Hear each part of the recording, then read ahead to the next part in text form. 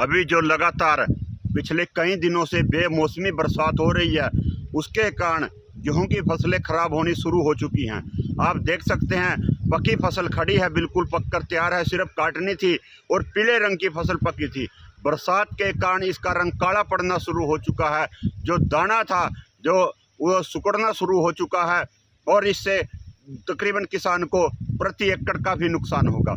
और बहुत से क्षेत्र ऐसे हैं जिनमें ज़्यादा बरसात पड़ी है, जहां पर ओलावृष्टि हुई है, जहां पर बरसात ज़्यादा पड़ी है, उन किसानों का भारी नुकसान हुआ है।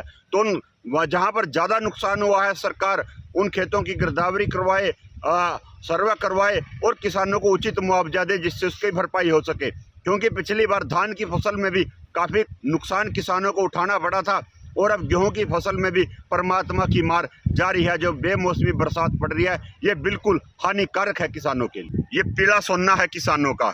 आज हमारी फसल पककर बिल्कुल तैयार हो चुकी थी और सिर्फ काटनी थी। पीले रंग की हमारी फसल पकी थी गेहूं की, और अब बरसात के कारण इसका रंग काला पड़ना शुरू हो चुका है।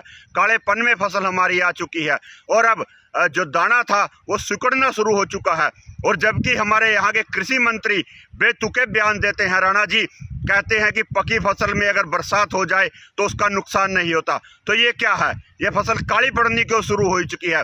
हम कहना चाहते हैं उस मंत्री जी से ऐसे बेतुके बयानों से बचना चाहिए। और जो हमारे बुजुर्ग कहते आए हैं, राणा जी तो कहते हैं कि हमारे बुजुर्ग कहते हैं कि पकी फसल पर बरसात का नुकसान नहीं, लेकिन हमारे बुजुर्ग ये कहते हैं राणा जी कि ये पकी फसल पर अगर सोने की बरसात भी हो जाए, सोने की बूंद भी पड़ जाए, वो भी माड़ी है, उसका भी नुकसान है। बुजुर्गों की तो ये कहावत है कि सोने की बरसात भी, सोने की बूंद भी पकी फसल पर नहीं पड़नी चाहिए।